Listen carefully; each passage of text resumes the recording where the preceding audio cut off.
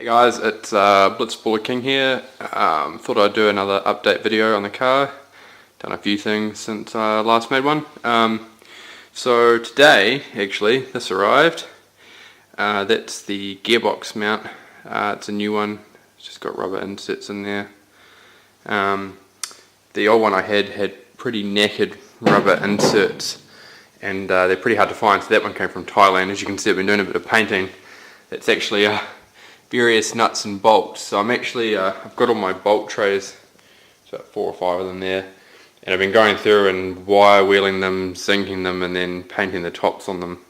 So it's a pretty time consuming process, but it should look pretty good when it's done.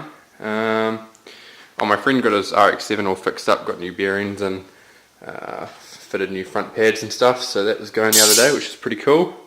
So what have I done? Well, the pedal box is fully in, although I'm still going to have to take the clutch out so I can drill a hole in it and get the new lever for the new hydraulic clutch. Not a lot really has changed, but the brake lines are all in. So there's the bias, there, grommets to go to either side, and we've got a 240Z 7/8 master with our reconditioned original Sunny booster. So that was cool. I was pretty close to getting the brakes hooked up and going. I got the, it's a bit hard to see, but so I got the hard line going in here off the top into that hose there, which goes into the car, but the other side I somehow managed to strip the thread on one side. So, and of course it's been a public holiday weekend, I was crap out of luck on getting the brakes pumped this weekend, but that's all good. We're only a brake wire away. There are the inner guards, a few odd bits. That's the gearbox crossing member, a few other bits and pieces here, the old radiator, the old member there. I got some chrome fender mirrors hiding in there. What else did I do? Oh yeah, this week as well, got my new clutch. So this is just a cheap OEM replacement. Now the problem is with my gearbox, they don't really do heavy duty versions of this clutch. I know you can get custom ones made, but basically if I just put that down there, so on the left we have the 63A big boy gearbox clutch, and on the right we have the 60A smaller 5-speed version. Now OD wise between the two, they're exactly the same, slightly different number of splines, but that doesn't make a difference. The only difference between these, and the reason why I can't just use a normal A series one and get heavy duty options for it, is if you notice, this has got a taper into the spline.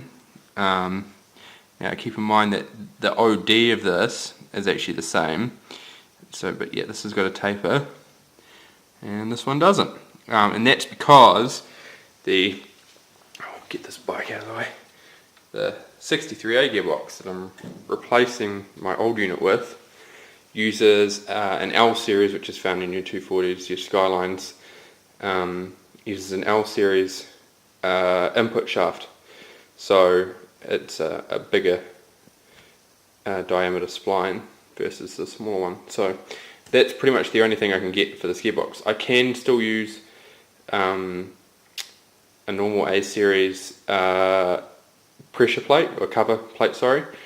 So there are heavy duty options to that, so I'll look at Excedi make an OEM one which I think is rated at 300 kilograms, but Nismo have one rated at 400, so that might be the best option. We'll see how wear goes, although like I said, I don't really have a lot of options on that front, unfortunately. Now the other big news is I got my seats recovered. The camera quality makes them seem like shite. If I get a bit closer, the lighting is quite bad in here. They're actually a like a light chocolate milk cover. The camera is doing a really poor quality of capturing that. But I got both front seats completely recovered. It's got all the original grooves and everything. Gone is the awful couch material, dark poo brown. So that's the rear seats over there and the tops. And there's also a parcel tray cover, which I got recarpeted. So yeah, that was pretty exciting. That was a big step. So other than that, there's not a whole lot to report. I did order some bits for my engine, mostly head bits. I've got new spring seats and retainers. My double valve springs that I've ordered use the original spring seats and retainers, so that's not an issue. Here, I can hear while I'm talking.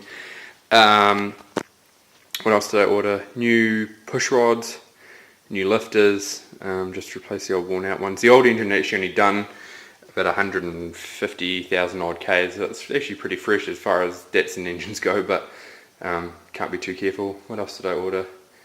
New woodruff keys for the crankshaft, and I think that was it. So I've still got bearings to order for the mains and the con rods, but I don't know how much oversize I'm going yet on those. Depends on how worn they are.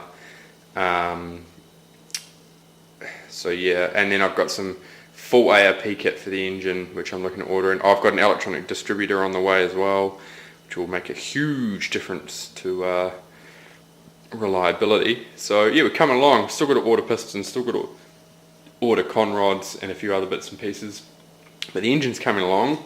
And then come end of this month, you'll be looking at a painted shell. I'll be able to start chucking interior back in. Still got to get carpet, which is on the to-do list, but once we've got that, that'll be the interior pretty much polished off. So thanks guys, it's been good being able to actually update some progress. I'm Blitzballer King, and I will catch you guys later.